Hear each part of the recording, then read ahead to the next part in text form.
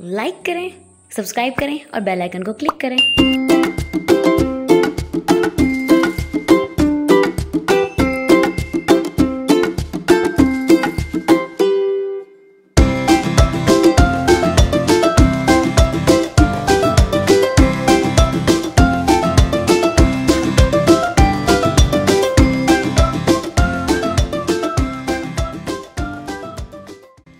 अस्सलामुअलैकुम एवरीवन, कैसे हैं आप सब लोग। उम्मीद करती हूँ आप सब खैरियत से होंगे। अल्हम्दुलिल्लाह मैं और मामा बिल्कुल ठीक हैं। और आज आप लोगों के साथ मैं 9 मुहर्रम और 10 मुहर्रम की दोनों दिन की एक साथ रूटीन शेयर करने वाली हूँ। तो वीडियो को एंड तक वॉच करना है और अगर मेरी वीडियो पसंद आती है तो लाइक कमेंट शेयर ज़रूर करना है और सब्सक्राइब तो अभी से ही कर लें।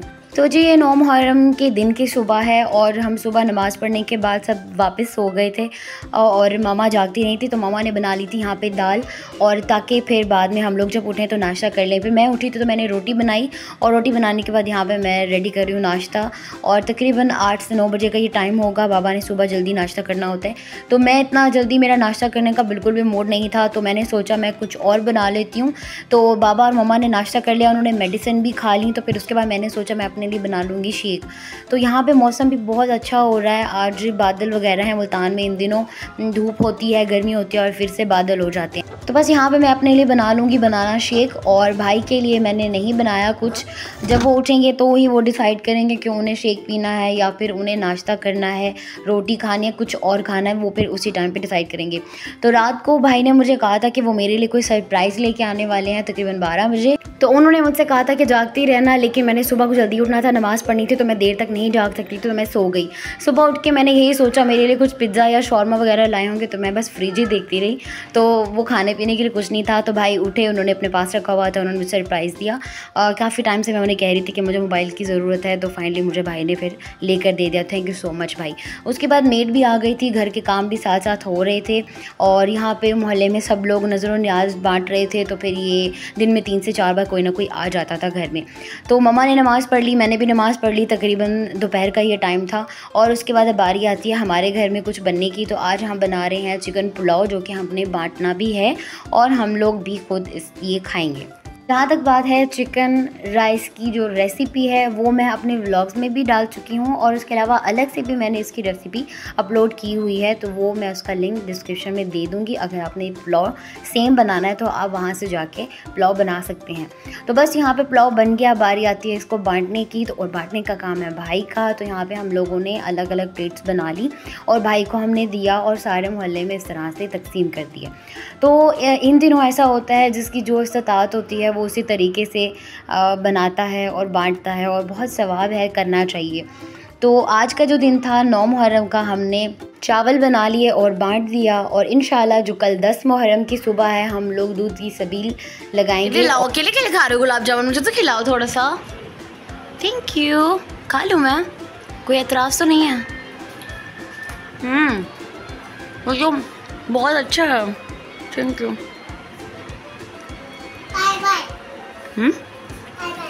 ओके। बस फिर चावल बांट दिए और हम लोगों ने सबने चावल ही खाए थे। उसके बाद बारी आती है कुछ मीठा खाने की, और हमारे घर में हमेशा खाने के बाद कुछ ना कुछ मीठा पसंद किया जाता है। तो आइसक्रीम हमारे घर में रखी हुई थी, तो बस फिर हम लोगों ने आइसक्रीम काटी। बच्चों ने भी बहुत शौक़ से खाई। बच्चे जब भी हमारे घर आते हैं तो उनकी आइसक्रीम वाली फरमाइश तो ज़रूर ही होती है। तो घर में रखी है तो वेल एंड गुड, नहीं है तो फिर हमें ज़रूर ख़रीदनी पड़ती है। तो यहाँ पर हम लोगों ने मंगा लिया था दूध, क्योंकि सुबह 10 मुहर्रम को हम लोगों ने इसकी सबील लगानी है। तो हम लोगों ने यहाँ पे तकरीबन 10 किलो दूध मंगाया है और अब बारी आती है इसको बॉईल करने की। तो रात को बॉईल करके इसे हम लोगों ने रख देना है ठंडा होने के लिए। तो यहाँ पर बॉईल करते हुए हमने इसके अंदर पानी बिल्कुल भी ऐड नहीं किया और इसको हमने रख देना है ताकि सुबह को ये गाढ़ा गाढ़ा हो। फिर इसके अंदर बर्फ़ वगैरह और बाकी चीज़ें ऐड होनी हैं। तो जी ये है सुबह 10 मुहर्रम की। और अब यहाँ पर सबसे पहले सुबह को 8-9 बजे के टाइम पर बारी आती है दूध की सबील लगाने की। तो यहाँ पे सबसे बड़े वाला जो पतीला था वो मैंने धो लिया है। अब हमने इसमें डालना है दूध और इसमें बाकी चीज़ें जाएंगी और फिर उसके बाद हम लोग इसे बांटेंगे। यकम मुहर्रम से ही तकरीबन नज़र नियाज और सबील का एहतमाम शुरू हो जाता है। जिसकी जितनी इस्तात होती है वो उसी हिसाब से एहतमाम करता है। दूध की, पानी की और शरबत की सबीलें हर जगह पे ही लगी होती हैं। लोग घरों में भी इसका एहतमाम करते हैं। तो इसका असल रीज़न यही है कि इमाम आली मुकाम जो है उन पर और उनके पूरे ख़ानदान पर तकरीबन 7 मुहर्रम से ही पानी बंद कर दिया गया था और 7 मुहर्रम को तो बहुत ज़्यादा सबील का एहतमाम किया जाता है। और ये सब रसूलुल्लाह सल्लल्लाहु अलैहि वसल्लम के घराने की याद में किया जाता है, जिनको तपती रेत के मैदान में इस तरह से शदीद प्यास की शिद्दत का सामना करना पड़ा था। उन पर पानी को बंद कर दिया गया था। हमने इस शिद्दत को अपनी आंख से तो नहीं देखा, लेकिन हम इसे महसूस ज़रूर कर सकते हैं। तो यहाँ पे सबसे इम्पॉर्टेंट बात यह है कि जो हमारे इमाम थे वो चाहते तो वहाँ पे जो दरिया था, दरिया फ़ुरात था, उसका पानी आपके कदमों में आ जाता, लेकिन आपने ये हमारे लिए एक पैगाम भेजा है कि तमाम उम्मत के लिए कि हक़ और बातिल का जो रास्ता है वो हमने नहीं छोड़ना, चाहे उसके लिए हमें कितनी ही मुसीबतें बर्दाश्त करनी पड़े। उन्होंने नमाज को कायम रखना चाहिए। जिस मकसद के लिए हम ये करबला को याद रखते हैं, उस मकसद को भी हमें याद रखना चाहिए। तो बस यहाँ पे अल्लाह पाक से दुआ है कि हम सबको नेक अमल करने की तौफीक अता फरमाएं और हम हमेशा ऐसे नेकी के जज्बे के साथ अच्छे काम करते रहें। तो घर में जब ऐसी चीज़ें होते हैं, बच्चे भी बहुत कुछ सीखते हैं। तो बच्चे आज के दिन बहुत ज़्यादा एक्साइटेड थे और वो बार बार हमसे पूछ भी रहे थे कि हम ये सबील क्यों लगा रहे हैं, हमने ये क्यों किया है, हम सबको बुलाकर क्यों पिला रहे हैं। तो बच्चे भी बहुत ज़्यादा एक्साइटेड थे और वो हमारे साथ मिल के काम कर रहे थे। फिर उनको बिठाकर बाबा ने सबको ये बताया कि ये इस वजह से हम करते हैं, जो कि रीज़न मैं आपको पहले बता चुकी हूँ सारी। फिर उनको करबला के बारे में पूरा बताया, फिर उनको सारी बात समझ आई। और मेरा जो भांजा है उसका नाम भी हुसैन है और वो जब भी मुहर्रम आता था और वो कहता था मामा हर जगह पे हुसैन हुसैन लोग बुला रहे होते हैं, तो ये इमाम हुसैन कौन है और मेरा नाम जो है वो क्यों इतना पॉपुलर है। तो फिर बाबा ने भी सबने मिल के उसको समझाया और वो बहुत ज़्यादा खुश है कि उसका नाम हमने हुसैन रखा है। उसके बाद ये बारी आती है घर को साफ़ सुथरा करने की, क्योंकि सफाई निस्फ ईमान है, तो घर साफ़ सुथरा होना ज़रूरी है। आज मेट ने की है छुट्टी 10 मुहर्रम की वजह से और 11 को भी वो कह रही थी कि शायद वो ना आ सके। तो आज के दिन का जितना भी काम था वो मैंने करना था।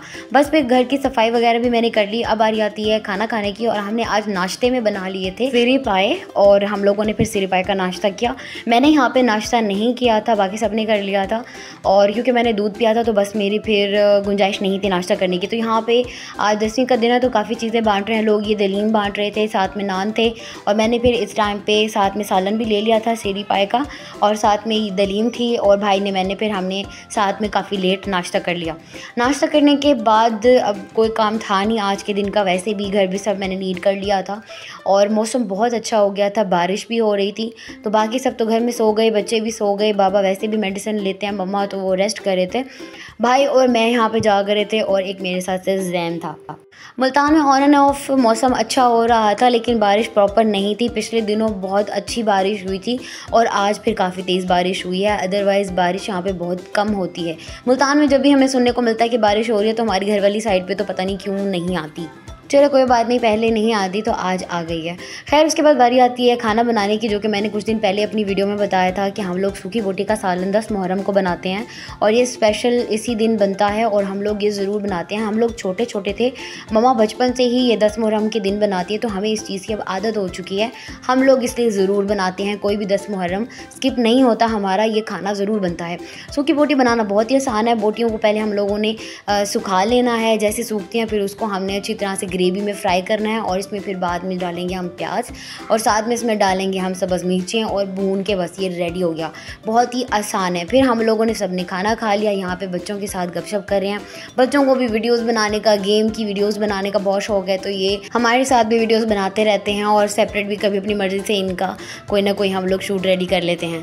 तो खैर यहाँ पर बन चुका है खाना और हमने खाना वाना खा लिया। बारी आती है रात को कुछ डिफरेंट खाने की। तो बच्चे काफ़ी टाइम से मुझे कह रहे थे कि इन्होंने मैकरोनी खानी है और मैं नहीं बना रही थी, तो आज हो सकता है आप ही चली जाएं या फिर सुबह को ही, तो फिर इसीलिए मैंने सोचा कि बच्चों को आज मैं मैकरोनी बना के खिला देती हूँ। तो ये मैकरोनी की रेसिपी मैं शॉर्ट वीडियो में डाल दूँगी और वो जैसे ही अपलोड होगी उसका लिंक भी इस वीडियो के डिस्क्रिप्शन में मैं डाल दूँगी, तो आप लोगों के लिए रेसिपी बहुत ज़्यादा ईजी हो जाएगी, आप ईजीली बना सकते हैं। तो जी यहाँ तक की थी मेरी 2 दिन की ये रूटीन। उम्मीद करते हैं आपको पसंद आई होगी। पसंद आई है तो लाइक कमेंट शेयर ज़रूर करना है। इंशाल्लाह नेक्स्ट मैं आपसे मिलूंगी किसी अच्छी सी रूटीन या रेसिपी के साथ। तब तक के लिए अपना बहुत ज़्यादा ख्याल रखें, मुझे भी दुआ में याद रखें। ओके जी, अल्लाह हाफिज़।